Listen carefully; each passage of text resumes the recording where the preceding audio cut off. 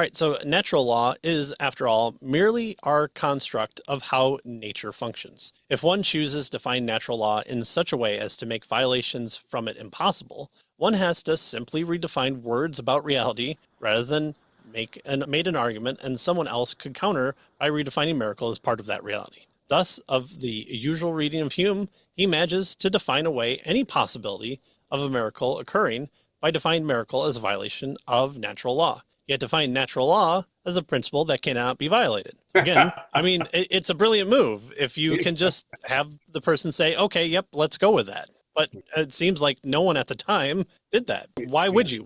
When the person has already won by punching themselves in the face, you're not going to fight. So there's no reason to, because you're not playing the same game I am. I'm looking for a boxing match, not someone to punch themselves out there. Right. So, miracles are a violation of the natural law, but natural laws cannot be violated. Therefore, miracles can't happen. You win. Right? Yeah. Heads I win, tails you lose immediately right there. Well, as one philosopher complains, and rightly, once a miracle could be proved to occur, natural law would be redefined to accommodate this occurrence, which would thus no longer be accepted as miraculous. He said that the miracle seems forever frustrated in its attempts to violate. It's bang on the door. Hey, I want to violate the reality of the situation here. For as soon as it imagines that it has succeeded, it finds that it was nothing there after all to violate. So we just move the goalpost out of the way, and we can't do it. We can't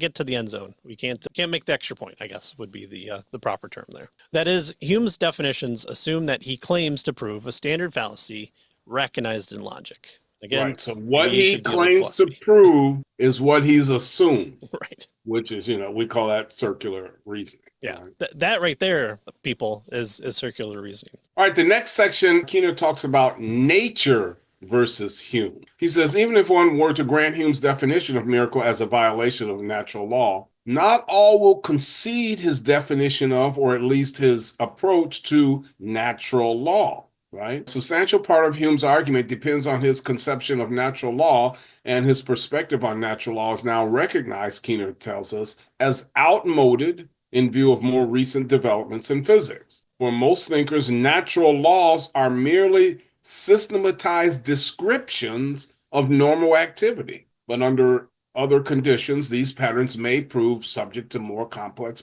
principles, right? So scientific method today normally understands laws as describing evidence rather than prescribing or comprehensive, right? So he's attacking him now on his definition of natural law. Right. Good. He can take it. Some contend, however, that Hume's appeal to these laws of nature violates not only modern physics, but even his own epistemological system there. Scholars today sometimes thus challenge Hume's approach in this essay as inconsistent with his normal epistemology. For example, far from endorsing nature's uniformity, Hume argued that one might presume that the sun would rise the next day out of habit, but one could not be certain about it. Hume is something that presuppositionalists point to, because this idea of induction coming into play here is key. He's the king of the problem of induction.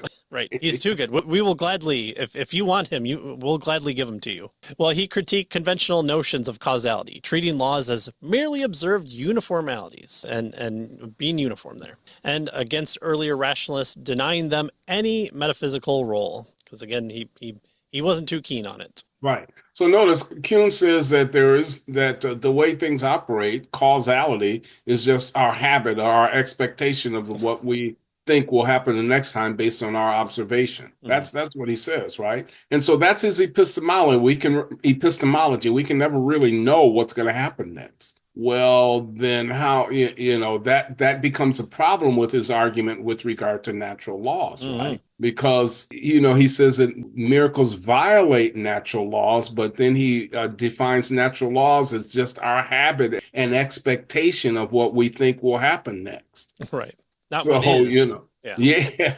Right. And so that he's weakened natural laws from his epistemology, but he tries to use these weak natural laws to fight against miracles. That's That's what I think Keener is trying to point out here. Yeah, Right? so he's trying to be very rigid in natural law when it comes to miracles and those icky theists. But with his own developments, he wants to just say, Epistemology. well, we're just kind of expecting the sun to rise tomorrow.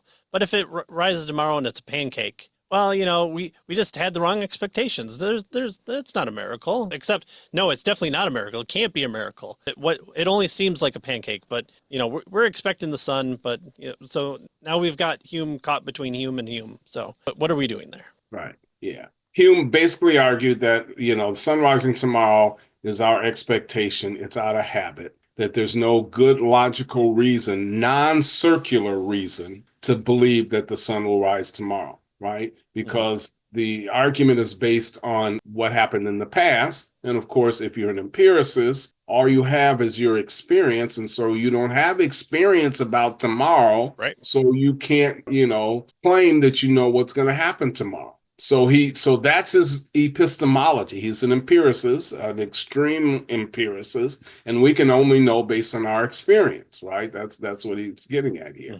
And so how do you know that a miracle can't violate these natural laws? Because you don't know what's going to happen, right? That's kind of what Keene is getting at. Right. Now, what he says here is that most likely Hume is only partially consistent. On his premises, the more unusual an event, the less believable it is. But his epistemology, in his epistemology, this matter of believability does not stem from involatile laws, but from, here it is again, habits of mental thought formed by previous experience. And this past experience forms but does not justify our beliefs. So we can't justify our belief that the sun will come up tomorrow based on our past experience because we haven't experienced tomorrow yet. Right. And so if we're an empiricist and all of our knowledge comes from our experience and we haven't experienced tomorrow yet, then we can't say what's going to happen. Thus, Hume appears to have adopted for strategic, he says, polemical purposes,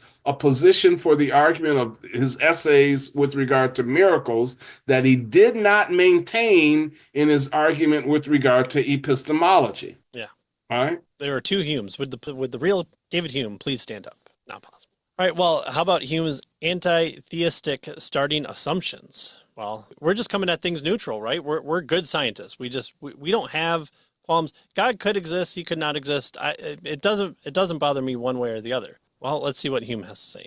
Well, Hume's argument is not neutral as to the possibility of the supernatural or divine activity, but a priori excludes that possibility, hence prejudges the conclusions of the investigation.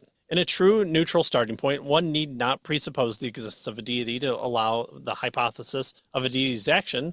One need only not to rule it out. Yet, this is precisely what Hume's argument must effectively do, as one philosopher points out. They say that it is only by presupposing a conclusively justified atheism or presupposing belief in a non-miracle working God, essentially deism, that you are entitled to adduce with any cogency natural laws against the possibility of the miracles. So one way or halfway in the other, you don't need to consider miracles because it's just not possible because God doesn't exist, or maybe a soft version of that is a God exists but he doesn't do miracles. Yeah, Keener goes on to say that others, in fact, point out that if on other grounds one has reason to affirm theism with a self-revealing active God, then what we call miracles might even be expected, right? So if you don't rule God out, then we perhaps should expect miracles. Thus, many scholars, he tells us, consider the religious and theological context when evaluating miracle claims, a position that has a long history, right? So if one starts with, agnostic or especially theistic assumptions rather than atheistic or deistic ones, one will be more open, Keener tells us, to evidence for miracles. If one allows for a deity who acts purposefully, then as other scholars put it, it will be unreasonable not to accept reliable testimony for miracles. Right. So something weird happened. Well, instead of saying, tell me more, you just go, weird happening? I know that's not possible. In my worldview, there's no way weird can be a thing. Stop right there. I don't need to hear any more. We just get to dismiss you. So that's what's happening is, if I was shown proof for a miracle, I would believe. Okay, well, here's some proof. No, you can't bring me those because those are miracle claims, and I don't believe miracle claims until you present me a miracle. Well, how about these ones that occurred recently? No, I'm sorry, but I know miracles don't exist, so don't bring me miracle claims. I need to be shown a miracle, or I need to be proven a miracle. Okay, we'll go outside. I know that's not possible. I'm being tricked. There's some explanation there.